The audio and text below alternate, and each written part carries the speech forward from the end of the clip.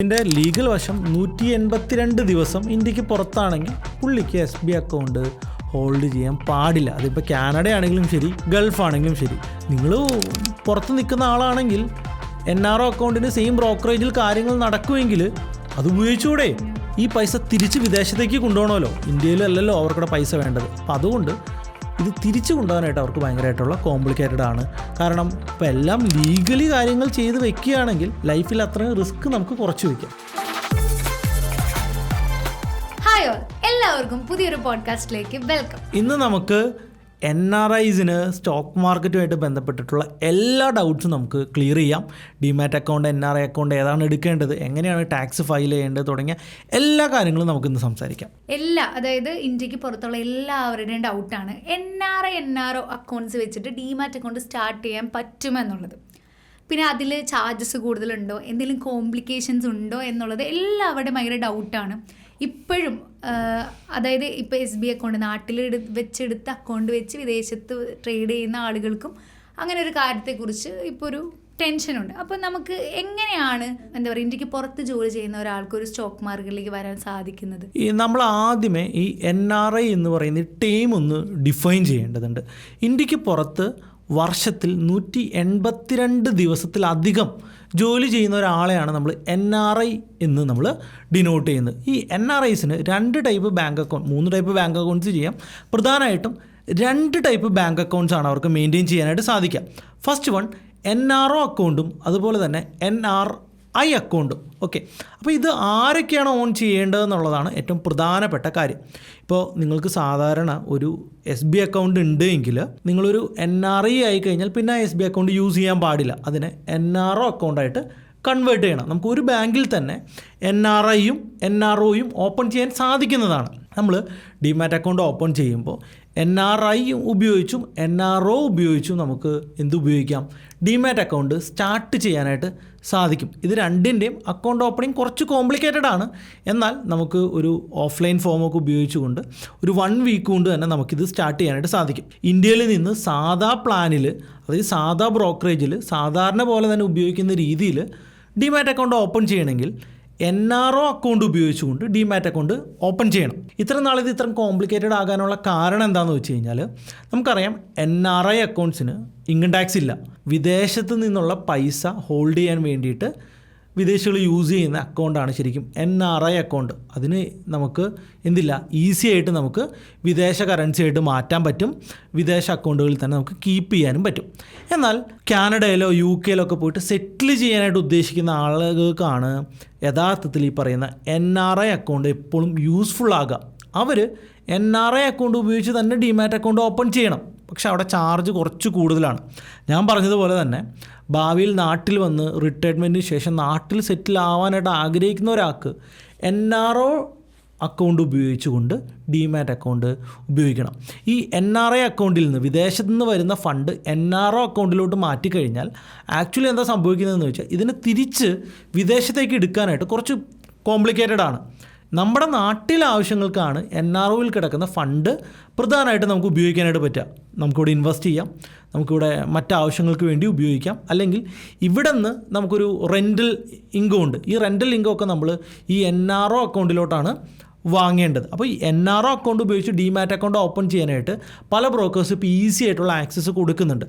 Actually ഉള്ള problem ഈ NRO അക്കൗണ്ട്സിൽ ഇത്ര നാളുണ്ടാകുന്ന പ്രോബ്ലം എന്താണെന്ന് പറഞ്ഞു കഴിഞ്ഞാൽ ഇവർ ജനറേറ്റ് ചെയ്യുന്ന പ്രോഫിറ്റിൻ്റെ ടാക്സ് ബ്രോക്കർ തന്നെ പിടിച്ചിട്ട് വേണം കൊടുക്കാനായിട്ട്. അപ്പോൾ പല ബ്രോക്കേഴ്സിനും ഇതിന് വലിയ ഇൻട്രസ്റ്റ് ഒന്നുമില്ല. എന്നാൽ തേർഡ് പാർട്ടി ആപ്ലിക്കേഷൻസ് ആയിട്ടുള്ള ഓർബിസ് പോലുള്ള ചില അക്കൗണ്ടിങ് ഫേംസ് ചെയ്യുന്നുണ്ട്, ഇപ്പോൾ ഇതിനെ കണക്കൊക്കെ കൃത്യമായിട്ട് നോക്കി അവർ ഫണ്ട് ഹോൾഡ് ചെയ്തുകൊണ്ട് ചെയ്യുന്നുണ്ട്, നമ്മുടെ ടാക്സ് അവർ പിടിച്ചിട്ടാണ് നമുക്ക് ബാക്കി പൈസ തരുള്ളൂ. അപ്പോൾ അതുകൊണ്ട് തന്നെ ബ്രോക്കേഴ്സിന് ആ തലവേദന മാറി.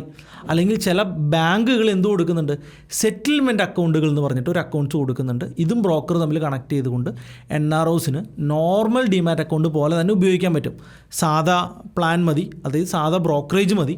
ഇവർക്ക് ഫ്യൂച്ചർ ആൻഡ് ഓപ്ഷൻസിലും ട്രേഡ് ചെയ്യാം, സ്റ്റോക്കിലും ഇൻവെസ്റ്റ് ചെയ്യാം, മ്യൂച്വൽ ഫണ്ടിലും ട്രേഡ് ചെയ്യാം. അപ്പോൾ സാധാരണ ഇപ്പോൾ ഗൾഫിലൊക്കെ വർക്ക് ചെയ്യുന്ന ഒരാളെ സംബന്ധിച്ചോളം അവർക്ക് NRO ഡിമാറ്റ് അക്കൗണ്ട് മതി. എന്നാൽ കാനഡ, UK, ഓസ്ട്രേലിയ തുടങ്ങിയ സ്ഥലങ്ങളിലുള്ള ആൾക്കാർക്ക് NRI അക്കൗണ്ട് ഉപയോഗിച്ചുകൊണ്ട് ഡിമാറ്റ് അക്കൗണ്ട് ഓപ്പൺ ചെയ്യണം. പക്ഷേ അവിടെ ചാർജ് ഇച്ചിരി കൂടുതലാണ്. അപ്പോൾ എനിക്ക് തോന്നുന്നു സുനിൽ പറയുന്നത് അതായത് NRO അക്കൗണ്ട് ഉപയോഗിച്ച് ഡിമാറ്റ് അക്കൗണ്ട് ഓപ്പൺ ചെയ്യുക, അതായത് നാട്ടിലേക്ക് തിരിച്ചു വന്ന് സെറ്റിൽ ആവാൻ ഉദ്ദേശിക്കുന്നവരാണെങ്കിൽ, അല്ലെങ്കിൽ NRI അക്കൗണ്ട് വെച്ച് തന്നെ ചെയ്യുക. പക്ഷേ NRI അക്കൗണ്ട് വെച്ച് ചെയ്യാനായിട്ട് കുറച്ച് കോംപ്ലിക്കേറ്റഡ് ആണ്. ഇവിടുത്തെ ബ്രോക്കേഴ്സ് അത് സപ്പോർട്ട് ചെയ്യുന്നില്ല അധികം എന്നുള്ളത്. ഒരു 10-20 മാത്രം NRIs മാത്രമുള്ള ഒരു ബ്രോക്കറൊന്നും ഒരിക്കലും എന്ത് ചെയ്യില്ല, ഇതിനെ സപ്പോർട്ട് ചെയ്യില്ല.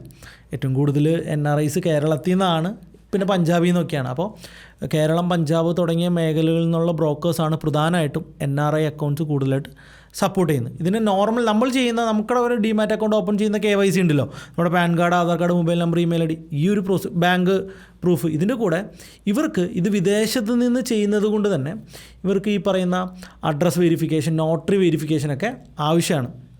അവർക്ക് വിദേശത്ത് നിന്ന് നോട്ടറി ചെയ്യാൻ സാധിക്കാത്തതുകൊണ്ട് ഇവർ പലപ്പോഴും എംബസിയുടെ അപ്രൂവൽ എടുക്കേണ്ടതായിട്ട് വരാറുണ്ട്. അതാണ് കുറച്ച് ലെങ്തി പ്രോസസ്സ്. അതുകൊണ്ട് തന്നെ ഓൺലൈനായിട്ടുള്ള പരിപാടികൾ നടക്കത്തില്ല. ഇവർക്ക് ഓഫ്ലൈൻ പ്രോസസ്സാണ് നടക്കുക. ഓഫ്ലൈനായിട്ട് നമുക്ക് ഡിമാറ്റ് അക്കൗണ്ട് ഒരു 1 വീക്ക് കൊണ്ടൊക്കെ ഓപ്പൺ ചെയ്ത് കൊടുക്കാനായിട്ട് പറ്റും.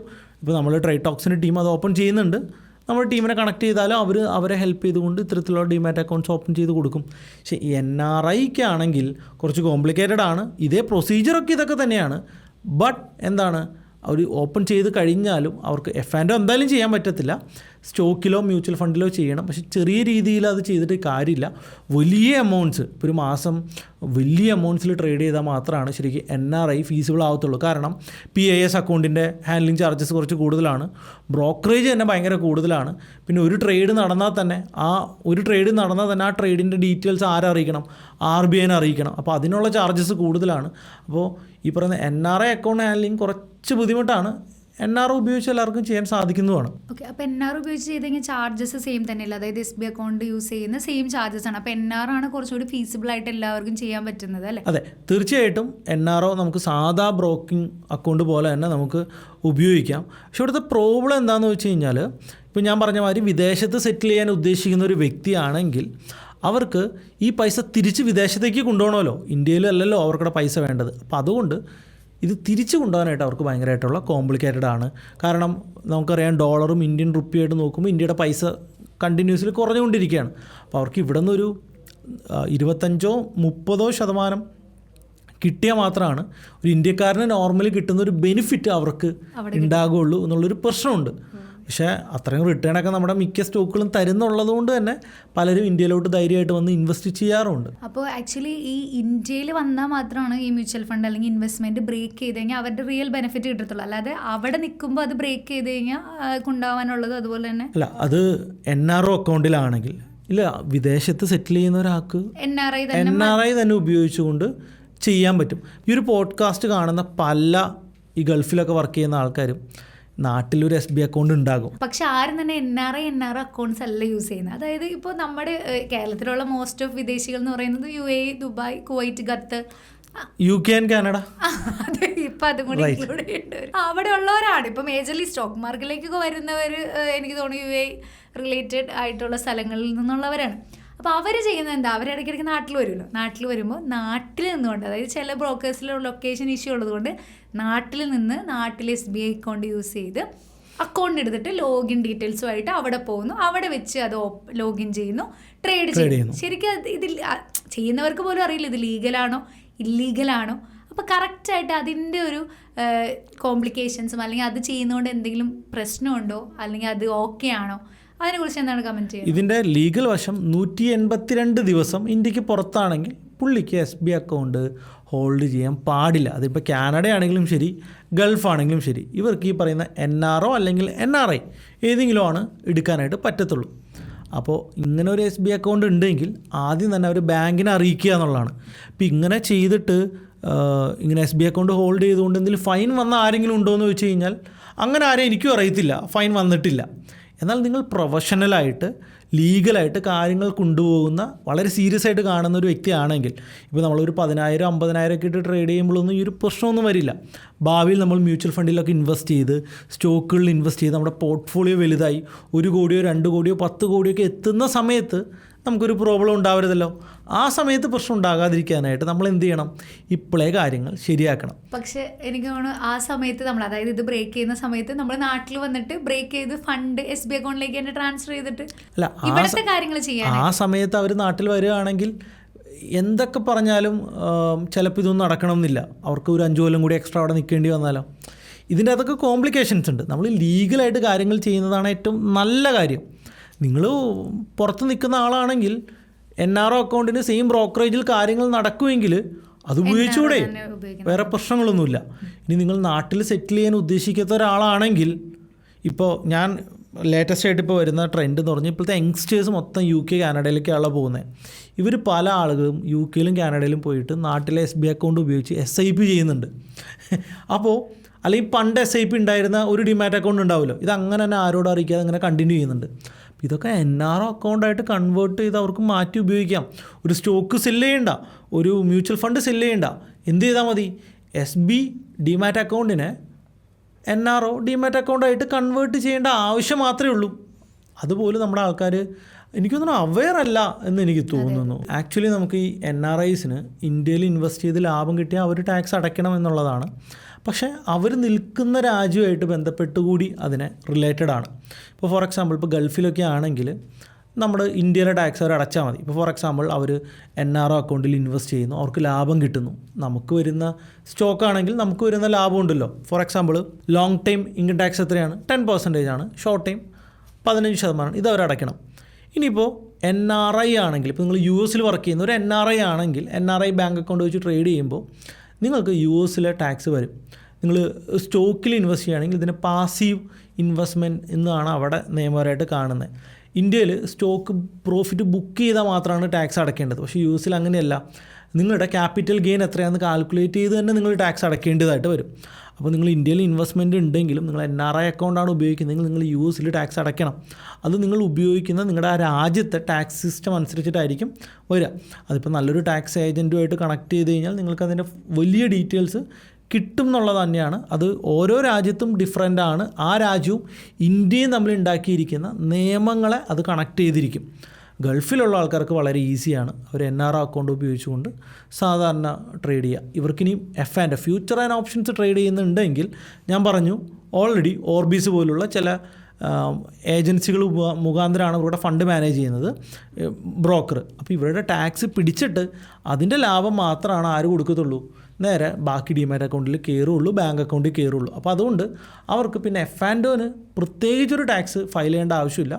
വരുമ്പോൾ ഇത് നമ്മുടെ ഫയലിൻ്റെ അകത്ത് ഇൻക്ലൂഡ് ചെയ്താൽ മാത്രം മതി. അപ്പോൾ എനിക്ക് തോന്നുന്നു ഇപ്പോൾ കറണ്ട് സിറ്റുവേഷനിൽ ആരും ഇതിനെക്കുറിച്ച് ബോധേടല്ല. ഇപ്പോൾ കുറച്ച് ലോങ് ടൈം ഇൻവെസ്റ്റ്മെൻ്റ് ഒക്കെ വലിയൊരു ഫണ്ടായതിനു ശേഷം ഇത് ബ്രേക്ക് ചെയ്ത് ടാക്സ് അടയ്ക്കേണ്ടി വരുമ്പോഴാണ് ഇത്രയും ഹ്യൂജ് എമൗണ്ട് ടാക്സ് ആയിട്ട് പോകുന്നതിനെ കുറിച്ച് അവർ ബോധരാകുന്നത്. കറണ്ട് സിറ്റുവേഷനിൽ ബോധേടല്ല എന്നല്ല, ചുമ്മാ തമാശയ്ക്ക് തുടങ്ങിയ ആരും ഇതിനെക്കുറിച്ചൊന്നും മനസ്സിലാക്കുന്നില്ല, ഇതിനെക്കുറിച്ച് അറിയുന്നില്ല, ഇതിനെക്കുറിച്ച് അന്വേഷിക്കുന്നില്ല. എന്നാൽ ഇതിനെ സീരിയസ്ലി കാണുന്ന ആൾക്കാർ, ഇത് ഡിമാറ്റിൻ്റെ കേസിൽ മാത്രമല്ല വരിക, അവരുടെ ഇൻഷുറൻസിൻ്റെ കേസിൽ വരുന്നുണ്ട്, അവരുടെ മെഡിക്കൽ ഇൻഷുറൻസിൻ്റെ കേസിൽ വരുന്നുണ്ട്. അതുപോലെ തന്നെ അവർക്കിപ്പോൾ KSFയിൽ ഒരു ചിട്ടിയുണ്ട്. അതെല്ലാം ഈ ഒരു ഈ കാറ്റഗറിയിലാണ് വരുന്നത്. ഇപ്പോൾ ഫോർ എക്സാമ്പിൾ ഗൾഫിലുള്ള ഒരാൾക്ക് ഹെൽത്ത് ഇൻഷുറൻസ് വേണ്ടേ? ഗൾഫ് NRIസിന് ഹെൽത്ത് ഇൻഷുറൻസ് വേണമെന്ന് വെച്ച് കഴിഞ്ഞാൽ പല NRIസും പറയും ഞങ്ങൾ താമസിക്കുന്ന രാജ്യത്ത് ഞങ്ങൾക്ക് വലിയ ഹെൽത്ത് ഇൻഷുറൻസ് ഉണ്ടെന്ന് പറയും.